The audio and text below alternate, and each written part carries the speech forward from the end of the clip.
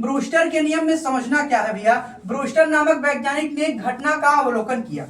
एक घटना उसने देखा कि हो क्या रहा था। एक जल से भरी हुई एक टब था, कारहन है टब। उसमें देखा कि ब्रूस्टर को प्रतिबिंब दिखाई दे रहा था। क्या दिखाई दे रहा है? प्रतिबिंब दिख रहा है। जिस वस्तु को ऊपर लिए हैं उसी का प्रतिबिंब, उस वस्तु का प्रतिबिंब उसी टब में दिख रहा है। अगर उस वस्तु का प्रतिबिंब उसमें दिख रहा है तो प्रतिबिंब दिखना केवल एक ही घटना कर सकती है, परावर्तन। कौन वर्तन? प्रकाश का परावर्तन हमने पढ़ा है दर्पण का। पढ़िया भैया दर्पण। दर्पण क्या करता था कि किसी वस्तु का प्रतिबिंब की कहीं एक निश्चित पोजीशन पर बनाता था। याद करा, अनंत से आने वाली प्रकाश किरणें समांतर होकर के कहाँ मिलती थी? मुख्य फोकस पर। उसका प्रतिबिंब मुख्य फोकस पर बन जाता था। बोला हाँ या ना? मतलब परावर्तन की घटना में हमको क्या प्राप्त होता था? प्रतिबिंब प्राप्त होता था।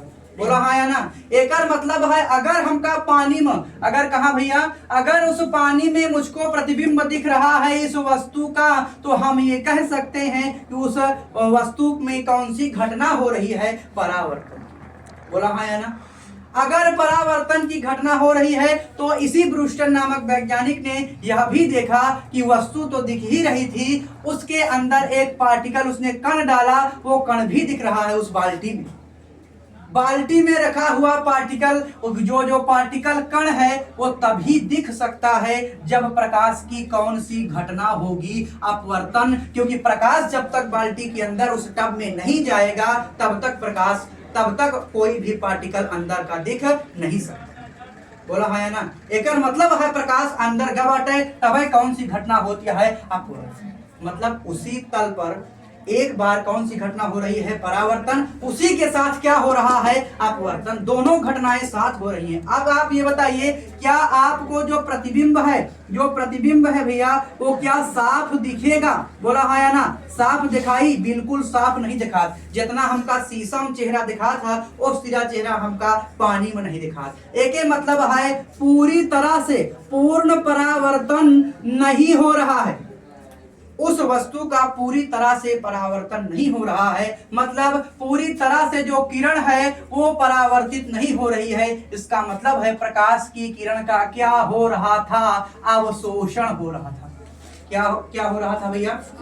मतलब उसी तल पर प्रकाश का परावर्तन हो रहा है, उसी तल पर प्रकाश का अपवर्तन हो रहा है, और उसी तल पर प्रकाश का क्या हो रहा है? अवशोषण। मतलब उस जल के कण प्रकाश की किरण को सोख ले रहे हैं। क्या कर ले रहे हैं? सोख ले रहे हैं। इसी का अध्ययन किसने किया है? ब्रूस्टर नामक वैज्ञानिक। इसने एक सूत्र बताया, tan IP बराबर n। tan IP बराबर इसने क्या बताया? n। अपने नियम में इसने बताया कि tan थीटा का जो IP कोण है उसका अगर हम tan थीटा निकाल दें तो वो किसके बराबर हो जाता है? अपवर्तनांक के बराबर। किसके बराबर हो जाता? अपवर्तनांक के बराबर हो जाता। यहाँ तक की बातें क्लियर हैं? बोला हाँ या ना? अच्छा, अब ये बताइए आप कि इस ब्रूस्टर नामक वैज्ञानिक ने इतना तो पता लगा लिया कि किसी अगर कोई जल का तल है, मतलब जल का कोई अगर लेवल तल है, तो आप ये जानिए कि उस पर परावर्तन की घटना हो रही है, उस पर अपवर्तन की घटना हो रही है, और उसी पर प्रकाश का क्या हो रहा है? अवशोषण हो रहा है। पूरी तरह से परावर्तन, क्योंकि पूरी तरह से चेहरा नहीं दिखा। अगर पूरी तरह से चेहरा दिखा तो दर्पण बन जाते। बोला है या ना? दर्पण नहीं है, दर्पण की तरह बिहेव कर रहा है। जो दर्पण की तरह बिहेव करेंगे उनको हम कहेंगे इसमें कौन सी घटना हो रही है? प्रकाश का परावर्तन। और प्रकाश अंदर भी जा रहा है, इसका मतलब है प्रकाश अपवर्तित भी हो रहा है, क्योंकि माध्यम चेंज हो रहा है। हवा से वो पानी में जा रही किरण, इसका मतलब है अपवर्तन हो रहा है। पूरी तरह से किरण वापस नहीं जा रही है, इसका मतलब है प्रकाश अवशोषित भी हो जा रहा है। बोला हाँ या ना?